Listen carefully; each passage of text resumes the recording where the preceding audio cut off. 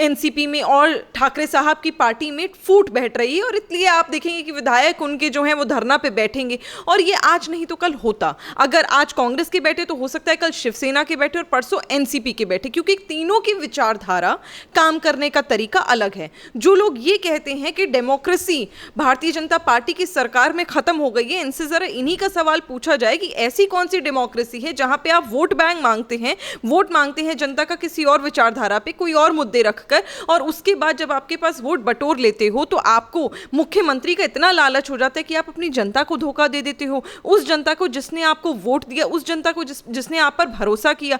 तो ये तो बहुत जरूरी है कि आज इनका जो मुखौटा है वो उतर गया है और जनता के सामने सच आने लगा है। और ठाकरे साहब को खुद समझना चाहिए कि उन्होंने कितनी बड़ी गलती करी है, क्योंकि कांग्रेस का तो इतिहास ही ऐसा रहा है कि धरनों की सरकार रही है, ना ही इन्होंने कभी काम करा है, ना ही आगे काम करेगी। ठाकरे साहब को बहुत बड़ा धोखा मिलने वाला। चेतन जी की जो मोहतरमा है, जो उनकी वाइफ है, वो बोलेंगी कि सीबीआई की इंक्वायरी चाहिए, वो बोलेंगी तो करी जाएगी। जैसे कि सुशांत के परिवार ने कही, क्यों आपको सुशांत के परिवार की चीखें नहीं सुनाई दी, और चेतन जी की वाइफ जिन्होंने कुछ कहा ही नहीं वो आपको सुनाई दे गया। तो ये दिख रहा है ना कि आपने अपने आप को बचाने की कोशिश करी है। आज ठाकरे साहब के बेटे का नाम आ रहा है, क्या पता कि आप सीबीआई इंक्वायरी इसलिए नहीं चाह रहे थे क्योंकि आपको पता है कि आपके बेटे आदित्य ठाकरे पर भी केस बन सकता है, उनका जो पद है वो छीना जा सकता है, क्या पता उनको जेल में डालना पड़े, क्या पता उनके खिलाफ एफआईआर हो जाए, और वो बहुत बड़ी बात है। पर जब आप ऐसी दोगली राजनीति करते हैं कि अपने सिलेक्टिव मुद्दों पे आप सीबीआई की मांग करते हैं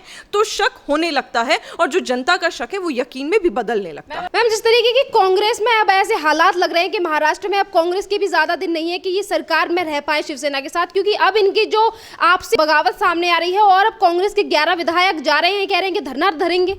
वो तो जाहिर सी बात है, ये तो आज नहीं तो कल होना ही था, क्योंकि जब आप जनता को धोखा दे देते हो, किसी और विचारधारा के नाम पर आप चुनाव लड़ते हो और विचारधारा बदलते ही पुत्र मोह में और पद के मोह में और मुख्यमंत्री के पद में जब आप सरकार बना लेते हो उस मोह में, तो उस मोह में आप सिर्फ सरकार बना पाते हो, कभी आपसी समझौता नहीं कर पाते, जनता के लिए काम नहीं कर पाते। और यही वजह है कि आज कांग्रेस पार्टी और एनसीपी में और ठाकरे साहब की पार्टी में फूट बैठ रही है और इसलिए आप देखेंगे कि विधायक उनके जो हैं वो धरना पे बैठेंगे। और ये आज नहीं तो कल होता। अगर आज कांग्रेस के बैठे तो हो सकता है कल शिवसेना के बैठे और परसों एनसीपी के बैठे, क्योंकि तीनों की विचारधारा, काम करने का तरीका अलग है। जो लोग ये कहते हैं कि डेमोक्रेसी भारतीय जनता पार्टी की सरकार में खत्म हो गई है, इनसे जरा इन्हीं का सवाल पूछा जाए कि ऐसी कौन सी डेमोक्रेसी है जहां पे आप वोट बैंक मांगते हैं, वोट मांगते हैं जनता का किसी और विचारधारा पे, कोई और मुद्दे रखकर, और उसके बाद जब आपके पास वोट बटोर लेते हो तो आपको मुख्यमंत्री का इतना लालच हो जाता है कि आप अपनी जनता को धोखा दे देते हो, उस जनता को जिसने आपको वोट दिया, उस जनता को जिसने आप पर भरोसा किया।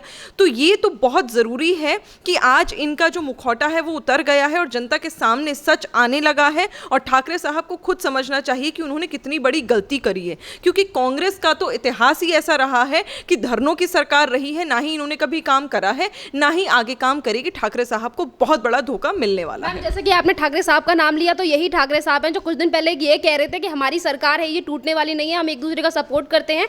और अब जिस तरीके के मतभेद सामने आ रहे हैं, कभी अब एनसीपी भी इनसे नाराज चल रही है। भाई बड़े ताज्जुब की बात है कि ये कह रहे हैं कि कोई मतभेद नहीं है। मतभेद की बात करें तो सबसे पुराना मतभेद ही उठा लेते कि एक कहते थे कि राम मंदिर बनना चाहिए और एक कहता था भगवान श्री राम का अस्तित्व ही नहीं है। तो अगर इसे आप मतभेद नहीं कहेंगे तो किस चीज़ को आप मतभेद कहेंगे? अगर आप इसको कहना चाहते हैं कि मतभेद इसलिए नहीं है कि हमने तो कुछ मंत्रीगण कांग्रेस पार्टी को दे दिया और मुख्यमंत्री हमने अपना बना लिया, तो हाँ, उस पर आपका मतभेद नहीं है, क्योंकि वो तो आपने समझौता इसलिए करा क्योंकि आपको अपनी सीट चाहिए थी, आपको पैसा कमाना था, आपको सत्ता का लालच था, आपको पुत्र मोह था, आपको पद का मोह था। आज आप ये कह रहे हैं कि कोई उसमें आपसी रंजिशें नहीं है। आपसी रंजिशों के बिना मुझे बताइए ऐसा कौन सा जादू हो गया कि 11 विधायक कांग्रेस पार्टी के धरना पे बैठ गए? तो जाहिर सी बात है कि कोई ना कोई मुद्दा है जो अंतर्गत इनको खाए जा रहा है और इनकी सरकार खोखली होती जा रही है। और ये कोई नई बात नहीं है। आज 11 बैठे हैं, कल 21 बैठेंगे, क्योंकि इन लोगों की ना ही कभी विचारधारा मिलेगी, बनेगी, ना ही ये लोग काम कर पाएंगे। और सभी को मालूम है कि कांग्रेस पार्टी ने निरंतर सरकारों को खोखला करा है क्योंकि अपनी जेबें भरनी चाहिए।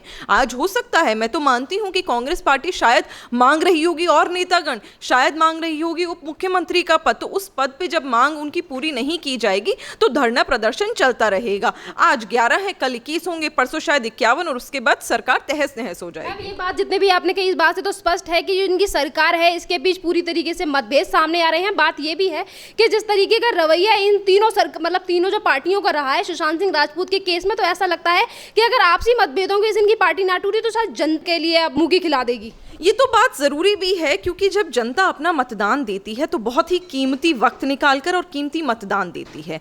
वो अपने ऊपर किसी को अगर बिठाती है, कोई सरकार चुनती है, तो ये एक्सपेक्ट करती है कि जनता के हिसाब से काम हो।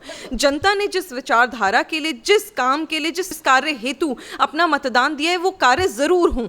लेकिन यहाँ पर जब सरकार अपनी उलझनों में उलझी रहेंगी, अपनी आपस की सरकार की पार्टी की रंजिशें नहीं मिटा पाएगी, अपनी उलझनों में आप सिमटे रहोगे, तो मुझे नहीं लगता कि आप जनता के लिए काम कर पाओगे। इस समय ठाकरे साहब की जो सरकार है वो आपसी रंजिशों में डूबी हुई है और उन्हें भी मालूम है कि जो उन्होंने अपना अस्तित्व खड़ा करा है, उनका जो ग्राउंड रूट है, जो उनका, जो मैं कहूँगी एक जो गांठ होती है, उस रिश्ते की गांठ को उन्होंने झूठा साबित करने में वो कहीं पीछे नहीं रहे हैं। और सभी को दिख रहा है कि सरकार एक दूसरे से भिड़ रही है। अब जिस प्रकार आप हर चीज़ में देखिए नाम आ रहे हैं, चाहे प्रवक्ताओं के नाम हो शिवसेना के, चाहे ठाकरे साहब के खुद के नाम हो, मुद्दा सबसे गर्म है, हम सभी को मालूम है। क्या पता शिवसेना के खिलाफ कांग्रेस हो और कांग्रेस के खिलाफ शिवसेना हो। तो इन सब चीज़ों को समझते हुए जब जनता के सामने भांडा फूटेगा तो आज नहीं तो कल इनकी सरकार डूबेगी और जनता इनको करारा जवाब देगी। मैंने आपको पहले भी कहा है शेरिन, आज नहीं, मुझे तो लगता है ये तो बहुत जल्दी सरकार गिर जाएगी और सभी को दिखेगा कि हाँ, जनता को धोखा देने वाले ज्यादा दिन पनपेंगे नहीं। और इस जो इन्होंने लालच की वजह से जनता को धोखा दिया है, इस जनता को जनता देखेगी और मुंह तोड़ जवाब भी देगी और इनको मुंह की खानी पड़ेगी। जिस तरीके की जनता के बीच इन लोगों की छवि बन चुकी है, तो सुशांत सिंह राजपूत जिसका मर्डर हो जाता है उसके लिए ये आवाज नहीं उठाते, उसके मुद्दे को दबाने की कोशिश करते हैं। और यहाँ पर ही कोरोना वायरस में लापरवाही की वजह से जब चेतन चौहान का निधन हो जाता है, उनकी वाइफ कहती है कि कोई भी लापरवाही नहीं थी, तो इसी के बीच में शिवसेना ये कहती है कि सीबीआई इंक्वायरी होनी चाहिए उस चीज की। देखिए, सीबीआई इंक्वायरी की जब आप बात करते हैं, मुझे समझ नहीं आता कि आप ये सिलेक्टिव क्यों हो जाते हैं। आपको लगा आपके फायदे की बात हो रही है तो आप चाहते हैं कि सीबीआई इंक्वायरी हो। जब आपको ये नहीं लगा कि सुशांत सिंह राजपूत जो आप ही के राज्य में इतना बड़ा एक्टर था, जनता फूट फूट के रोई कि आप सीबीआई की इंक्वायरी कराइए, ईडी की इंक्वायरी कराइए, तब आप नहीं जागे, तब आपका अस्तित्व, आपने अपने आप नहीं सोचा कि आपकी रूह नहीं कांपे कि जनता आज जवाब मांग रही है आपसे और आप सीबीआई इंक्वायरी नहीं करा रहे हैं। और अब आप छाती पीट रहे हैं कि सीबीआई की इंक्वायरी कराइए। अरे, उनकी बेगम साहिबा कह रही है ना कि कोई दिक्कत नहीं, और वो मांग करेंगी ना, उनकी चेतन जी की जो मोहतरमा है, जो उनकी वाइफ है, वो बोलेंगी कि सीबीआई की इंक्वायरी चाहिए, वो बोलेंगी तो करी जाएगी। जैसे कि सुशांत के परिवार ने कही, क्यों आपको सुशांत के परिवार की चीखें नहीं सुनाई दी और चेतन जी की वाइफ जिन्होंने कुछ कहा ही नहीं वो आपको सुनाई दे गया।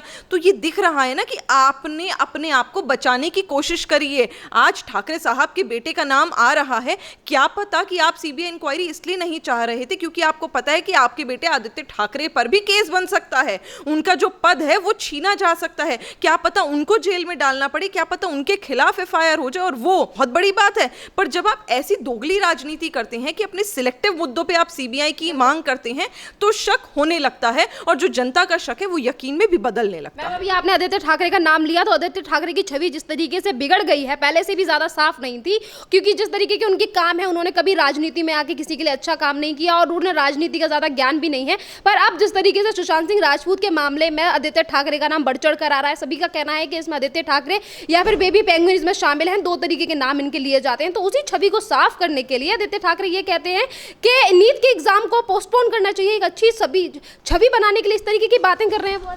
देखिए, एग्जाम को पोस्टपोन करना चाहिए या नहीं करना चाहिए, ये तो एक सरकारी मुद्दा है, ये सिर्फ उनके अंडर नहीं आता, ये सेंट्रल गवर्नमेंट का मुद्दा है। है उसमें, अगर वो ये बोल रही हैं तो उन्हें हर मुद्दे में बोलना चाहिए। वही सिलेक्टिव राजनीति ना करें, हर तरह की बात करें जो जनता के लिए जरूरी है। जहां तक एग्जाम्स की बात है तो अभी इस समय ये जरूरी है कि बच्चों की पढ़ाई अफेक्ट ना हो, और अगर हम किसी भी प्रकार सेंट्रल गवर्नमेंट ये कोशिश कर सकती है कि बच्चों को तकलीफ भी ना हो, वो एग्जाम भी दे पाए और उनका फ्यूचर भी अफेक्ट ना हो, तो इसमें कोई बुराई नहीं है। जहां तक आदित्य ठाकरे की राजनीति की बात है तो सभी को पता है कि वो एक घर में पैदा हुए जहां पर राजनीति उनकी हिस्ट्री, उनका इतिहास रहा है, उनके परिवार का इतिहास रहा है, पर उनको कुछ नहीं पता कि राजनीति में क्या होता है, काम कैसे करा जाता है। जो व्यक्ति ग्राउंड फील्ड में आज तक उतर के नहीं गया, जिसने आज तक जनता से बात नहीं करी, जिसने आज तक जनता के मुद्दों को नहीं समझा, वो एक बार उतरता है, आपकी सेफ सीट को जीतता है और उसके बाद आप उसको मंत्रीगण में शामिल कर लेते हैं। मुझे तो लगता है कि ये आपको तो एक बार रियलिटी चेक अपने आप को करना चाहिए, क्योंकि इन्हीं गलतियों की वजह से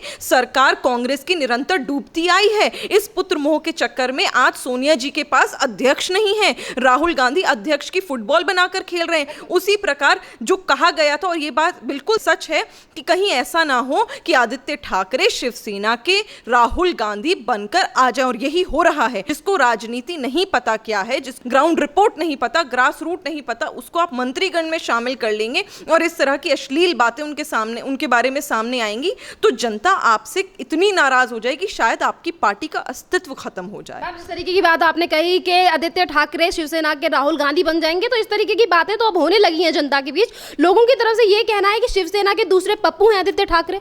बिल्कुल सही बात है, तभी तो कहा, जब आप राहुल गांधी को आदित्य ठाकरे से कंपेयर करने लगते हैं, तो चाहे पप्पू हो, चाहे उनकी कार्य समिति को कायर समिति कहना हो, चाहे ऐसी शब्दों का प्रयोग करना हो जो सरकार को, एक मैच्योर व्यक्ति को नहीं करनी चाहिए, ये सारे गुण उनमें भी हैं और ठाकरे साहब में ये गुण पाए जा रहे हैं। आदित्य ठाकरे के बारे में जो मैं इस समय बोल रही हूँ, ये कोई काल्पनिक विषय नहीं है, ये वो विषय है जो हमें आप ही के चैनलों के माध्यम से पुख्ता सबूत, पुख्ता न्यूज़ सुनने में आ रही है। और कहते हैं ना, वही धुआं होता है जहां पर आग होती है। तो आदित्य ठाकरे ने कुछ तो करा होगा ऐसा जो उनका नाम आ रहा है, किसी और व्यक्ति का नाम क्यों नहीं आ रहा। राहुल गांधी भी विपक्ष में है, राहुल गांधी का भी खूब मजाक उड़ाया जाता है, लेकिन आज रिया के भी केस में राहुल गांधी का नाम नहीं आ रहा, आदित्य ठाकरे का नाम आ रहा है। तो कहीं ना कहीं उन्होंने अपने बचपने को छोड़ा नहीं है, उन्होंने उस बॉलीवुड गैंग को, उस चमक धमक को छोड़ा नहीं है। और जब आप राजनीति में आते हैं तो आप ये मत भूलिए कि आप सिर्फ कमाने के लिए मत आइए, आप जनता की सेवा करने के लिए आइए। और आप जनता की सेवा के नाम पर कुछ नहीं कर रहे,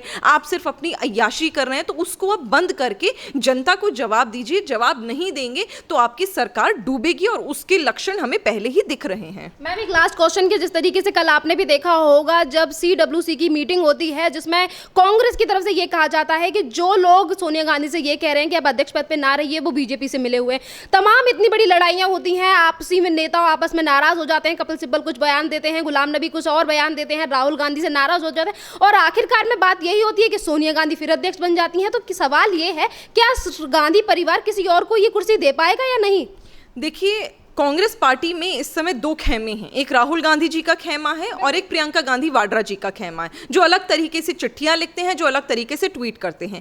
क्या आप ये कहना चाहते हैं कि कपिल सिब्बल साहब, जो आपके इतने दिग्गज नेता हैं, जिन्होंने भारतीय जनता पार्टी और हिंदुस्तान के हिंदुओं से, मुसलमानों से इतनी गालियां खाई, आज वो ये कहने कि भारतीय जनता पार्टी में चुपके से शामिल हो गए? तो ये तो आप ही को शर्म आनी चाहिए, और आप ही के मुंह पे कहीं ना कहीं आप ही के बयान से तमाचा था कि आप इस तरह की बयानबाजी कर रहे हैं कि आपने कपिल सिब्बल को, जो आपके इतने पुराने और लॉयल नेता रहे हैं, आपने उनको झिड़क दिया और उनके बारे में इस तरह की अफवाह फैला दी। सभी को मालूम है कि आप इस समय उस तरह की राजनीति करना चाह रहे हैं जिससे जग जाहिर हो चुका है कि आप अपनी उलझनों को सुलझा नहीं पा रहे और जनता को गुमराह करें, किसी बेवकूफ बना रहे हैं। अजय माकन हो, चाहे राज्यसभा के मेंबर्स हो, चाहे पार्टी में कोई भी पद डिसाइड कर रहा हो, क्या हमें नहीं पता कि राहुल गांधी सारे पद करते हैं, सिग्नेचर वहीं से होके आते हैं, अंदर खाने सारी बातें उन्हीं की मानी जा रही हैं? क्या हमें नहीं पता कि गांधी परिवार के अलावा कोई दिग्गज नेता कांग्रेस पार्टी में, माफ कीजिएगा, है ही नहीं? तो ये आप किसे बेवकूफ बना रहे हैं जनता को? तो मत बनाइए, क्योंकि कल भी जब आपने इतनी बड़ी बैठक करी, आपने मीडिया में इतना हाइप हुआ ये मामला,